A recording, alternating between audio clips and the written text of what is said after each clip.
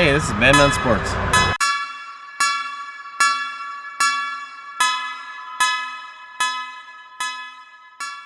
You're listening to Madmensports, a Buffalo Bills podcast from the fans' perspective. Today, our very own Zack brings you a special interview from Bills training camp with Matt Parrino. Enjoy. I'm here with Matt Parrino from NY Up, having our first interview with Madmensports. Hopefully first of many, right, Matt? For sure, man. For sure. We go back a long ways. Yeah, old friend Matt Parrino here, yeah. So, Matt, we're going into day 6 of camp. Anything really sticking out to you roster-wise? It's a good question. I think if you want to say sticking out, something that I wasn't expecting, I think that Ray McLeod has done himself really well early on in camp in terms of standing out.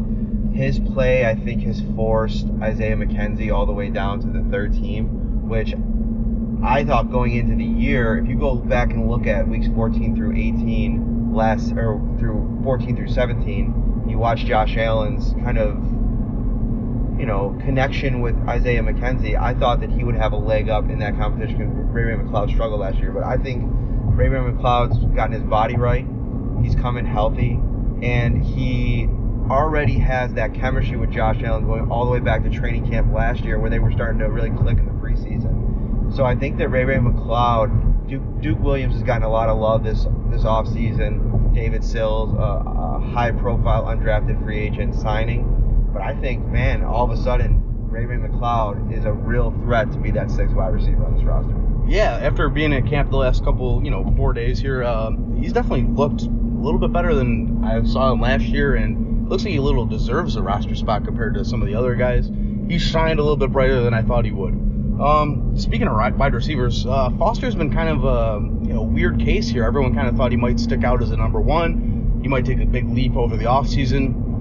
He's kind of got challenged on Saturday by McDermott by saying he needs to evolve his game. Where do you think he kind of falls in this whole wide receiver carousel?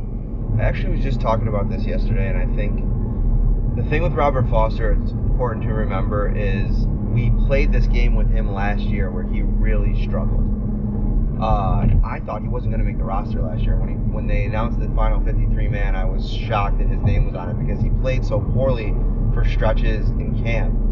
I think what you have to do is you have to not overreact so much to some of the struggles that he's going through right now because of the absolute upside of his skill set.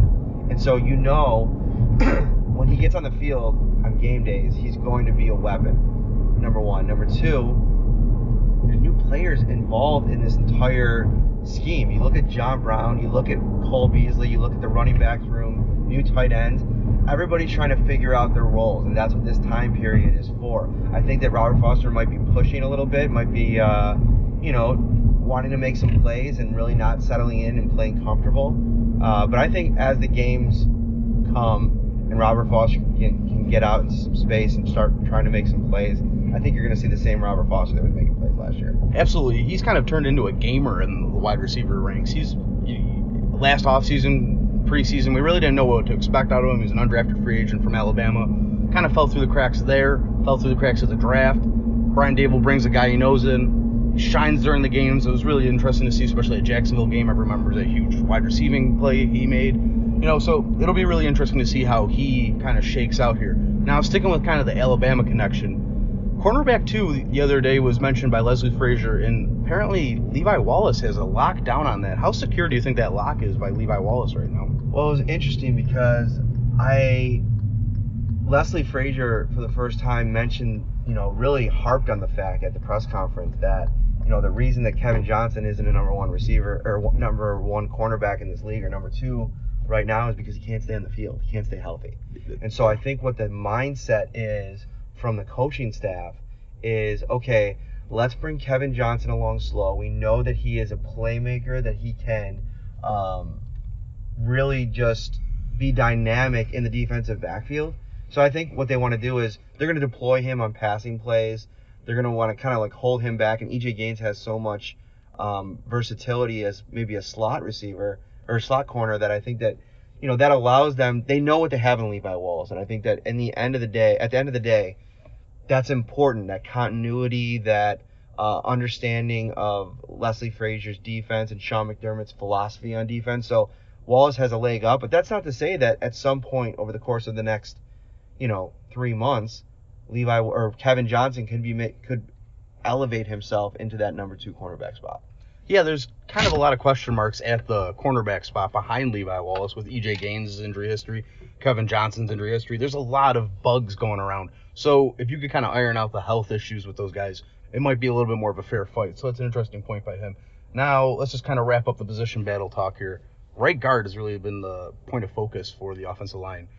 Who do you think has a leg up right now? I know we're only 6 days into camp, so it might be a little iffy, and we haven't played any preseason games, but who's looked the most sure? I know John Feliciano and Spencer Long are really in a heated battle. There might be even a third that we haven't even talked about yet. Right. So, yeah, Spencer Long and John Feliciano are rotating at that right guard spot, but I think the X factor is what ends up happening with Ty Nsekhe, because I think that he is a type of player and received the type of contract that this team wants to get him on the field. But at the same time, Cody Ford, they need him on the field. They want to make sure that he's developing at a high rate. And I think that it says a lot that Cody Ford's been your number 1 right tackle throughout team drills, throughout camp so far. So I think they want Cody Ford to win that job at right tackle. But if he doesn't, if somehow Ty Nsekhe wins that job, then you have to really consider potentially moving him inside, because he's too good and too big, too quick, and too much of a mauler not to be out there. And I think that he's going to really help the Bills elevate their run blocking. And that was an area of the team that struggled last year, and LaShawn McCoy's struggles, really showcase that. So I think right now, if you ask me who had the leg up between Feliciano and Long, I'd say probably Long, just because he's started more in this league. Feliciano does have the history with Bobby Johnson, which is good, but I think Feliciano was brought in here for his position flex, his ability to play guard, center, or even really tackle if they need him to. Yeah, and like you said with McCoy, struggled a lot last year. You got to get those big bodies on the field. Nsekhe got a contract that was starter worthy. Now, whether or not that's only a 1-year deal, he's only going to be here for 1 year probably as well. So you almost want to nurture Cody Ford into being a starter, and if he wins the battle, it's only a plus at this point. So like you said with McCoy's struggles, what are the chances he's on the team day 1 this season? 100%. 100%? He'll be on the team. I've definitely arrived at that place, because there's no way that. So first of all, everybody talks about saving $6.5 million. What do they need that $6.5 million on this year's cap? They really don't. So it doesn't really make sense to subtract a playmaker from your offense, a potential playmaker. And listen, he may be done. He may not have it anymore. But it doesn't make any sense to move on from him and not try to at least find out on day 1. I really like Devin Singletary. I think that he offers some versatility that I don't even think that most experts believed or understood when he got drafted, because he didn't catch a lot of balls at FAU. He's looked great in the passing game. Frank Gore is going to give you that consistent, every time he gets the call, he's going to put his head down and try to get those hard yards. So I think that, LaShawn McCoy doesn't have to take this, number 1 running back role like he's had in the past. He can kind of pick his spots, keep his legs fresh, and I think he's definitely going to be here day 1. Awesome. Thanks, Matt. Thank you for your time. Hope to have you on again soon.